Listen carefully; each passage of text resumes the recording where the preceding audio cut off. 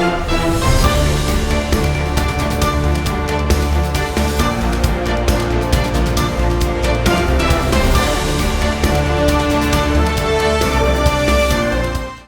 देश के लाखों बच्चे जो हैं वो कई वर्षों से और पूरे साल से नीट की तैयारी करते हैं, और फिर जिनके पास पैसा है या जो प्राइवेट इंस्टीट्यूशन में ट्यूशन लेते हैं, उनको जो पेपर्स हैं वो मिल जाते हैं। और आपने देखा कि जो नीट का पेपर है उसमें जो क्वेश्चन आए हैं तो वो पहले से लेकर के गैस पेपर में जो है 150 से अधिक क्वेश्चन उसमें थे, और कैंसिल करना बड़ा दुर्भाग्यपूर्ण है। ये हमारी जो देश की जो व्यवस्था है, हमारी शिक्षा प्रणाली की व्यवस्था है, उसका चरमरा रहा है। और इसके बावजूद भी, ये चेतावनी देने के बावजूद भी जो है केंद्र सरकार कोई एक्शन नहीं लेती है, दुर्भाग्यपूर्ण है। बच्चों के भविष्य के साथ खिलवाड़ किया जा रहा है। और आज जो है वो जिसके पास पैसा है या जो बड़े बड़े इंस्टीट्यूशन में कोचिंग लेते हैं, उनके बच्चे निकलते हैं, गरीबों के बच्चे जो है वो निकल ही नहीं पा रहे हैं। और जो पेपर बिकेंगे, पेपर लीक होंगे और सरकार जो है मूक दर्शक के रूप में बनी रहेगी, तो ऐसी स्थिति दुर्भाग्यपूर्ण है हमारे बच्चों के भविष्य के लिए। नहीं देखो, ऐसा ये दुर्भाग्यपूर्ण है। अब आजकल जो है अब ऑनलाइन एग्जाम्स की जरूरत है, क्योंकि हमारा सिस्टम फॉल्टी है। हमारे सिस्टम में कुछ लोग ऐसे हैं जो बेसिकली करप्ट हैं, और जो धंधे के रूप में जो है पेपर बेचना या गैर कानूनी चीज़ों को जो है अपनाते हैं। अब ये तो पहली बार नहीं है, गवर्नमेंट ऑफ इंडिया के जो नीट के पेपर्स हैं, जेईई के पेपर्स हैं, ये लीक हो रहे हैं। और इसके बावजूद भी सरकार को जो है, सरकार नहीं समझ पा रही है, गलत है। अब बहुत लंबे अरसे से कह रहे थे कि ऑनलाइन है पेपर, नीट के पेपर ऑनलाइन करने अभी तक ऑनलाइन नहीं हुए, क्योंकि ऑनलाइन में जो है वो पारदर्शिता रहेगी और एक ट्रांसपेरेंसी रहेगी और गड़बड़ी की गुंजाइश नहीं रहेगी। मगर इसके बावजूद भी नहीं हो रहा, क्योंकि ये जो गवर्नमेंट है, गवर्नमेंट ऑफ इंडिया है, ये जो है ये न्यूज स्पेक्टेटर बन के रह गई है। और इनका अपना एजेंडा है, राजनीतिक एजेंडे है, एडमिनिस्ट्रेशन है, एजुकेशन है, और किस तरह की इम्प्रूवमेंट होनी चाहिए, इसमें इनके पास समय ही नहीं है, इनकी सीरियसनेस।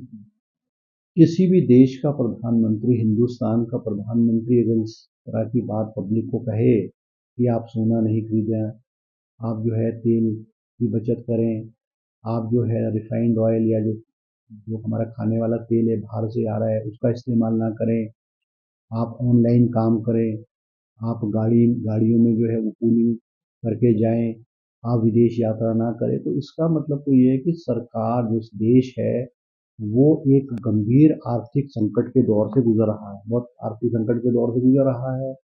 और अब क्या बोलते हैं, संकट के दौर से गुजर रहा है, बहुत गंभीर के दौर, क्योंकि ऐसी जो हेड ऑफ द स्टेट है, इस तरह का जो बयान है, वो जब देश युद्ध में हो, बड़े गंभीर संकट में हो, उस वक्त लोगों को आगाह करता है। तो मुझे लगता है कि देश जो है बहुत गंभीर आर्थिक संकट से गुजर रहा है। मुझे याद है जब प्रधानमंत्री जी गुजरात के मुख्यमंत्री जो कहते थे कि जब रुपया जो है वो डॉलर की कीमत में जो रुपया गिरता है, तो वो इस देश के प्रधानमंत्री की साख और देश की साख गिरती है। उस वक्त जो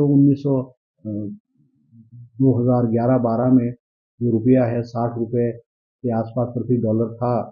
आज जो डॉलर की कीमत है वो 96 रुपीज़ के करीब हो चुकी है। तो क्या आज देश की और देश के प्रधानमंत्री की साख नहीं मिलेगी?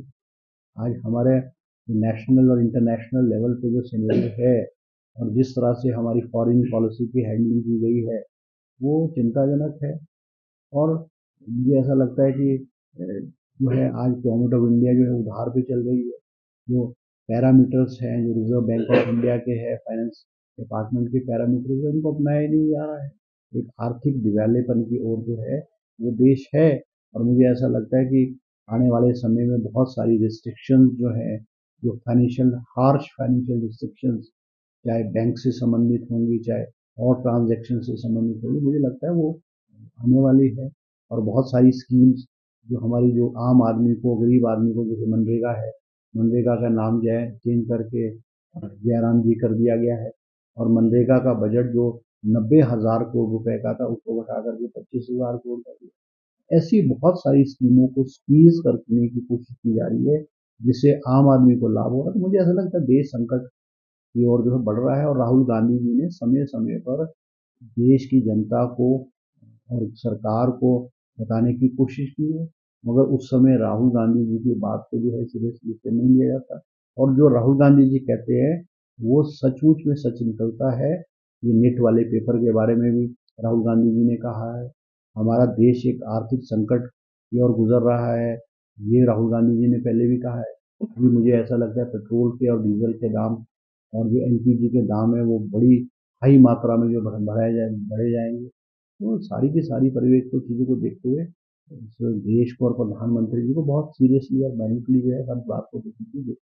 देखो हिमाचल में जो 4 म्यूनसिपल कॉरपोरेशन के इलेक्शन हो रहे हैं और इसमें से सोलन का मुझे प्रभारी बनाया गया है।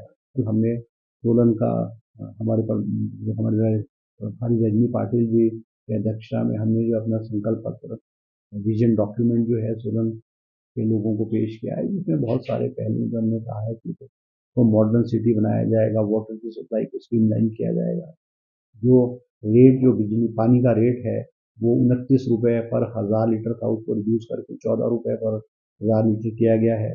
क्योंकि डुप्लीकेसी पानी की सप्लाई में जो नगर निगम हमारे जितने हैं म्यूनसिपल कॉरपोरेशन डिस्ट्रीब्यूशन करती है और लिफ्टिंग आईपीएच करता है। अब सरकार ने फैसला किया है कि एक ही डिपार्टमेंट जो जल शक्ति विभाग की लिफ्टिंग भी करेगा और सप्लाई भी करेगा, क्योंकि आपस में एक दूसरे के ऊपर जो जिम्मेवारी जो है वो जिम्मेवारी से भागते हैं, तो वो कर दिया गया है। हमने कहा है कि सोलन में जो हर वार्ड में जो है जिम बनेगा, लाइब्रेरी बनेगी, अगर लैंड की अवेलेबिलिटी होगी ग्राउंड बनेगा, ट्रैफिक को जो है मॉनिटर जो है लेटेस्ट टेक्नोलॉजी से सीसीटीवी से किया जाएगा।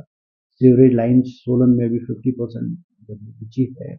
हम अगले 5 साल में 100% सीवरेज लाइन सोलन में जो है वो बिछाएंगे और जो कूड़े वाला सिस्टम है उसको ट्रैक सिस्टम से उसको मॉनिटर किया जाएगा। तो हमने बहुत सारे एक विजन डॉक्यूमेंट में बहुत सारी बातें की है और हमने ये भी कहा है कि हर वार्ड में एक काउंसलर के लिए ऑफिस बनेगा, जिसमें काउंसलर बैठेगा। उस काउंसलर की जो हर साल की जो वर्किंग है वो मॉनिटर की जाएगी और एक ऑनलाइन ऐप डेवलप की जाएगी, जिससे जो कंप्लेंट्स हैं लोगों की उसको उसकी ट्रैकिंग हो सके और समय पर उसका निदान हो सके। तो हमने बहुत सारी चीज़ें इस सारे वर्किंग प्लान लिया और मुझे लगता है सोलन म्यूनसिपल कॉरपोरेशन में कांग्रेस पार्टी का अपर हैंड है। कांग्रेस पार्टी निश्चित रूप में जो है सोलन में जो अपना मेयर और डिप्टी मेयर बने।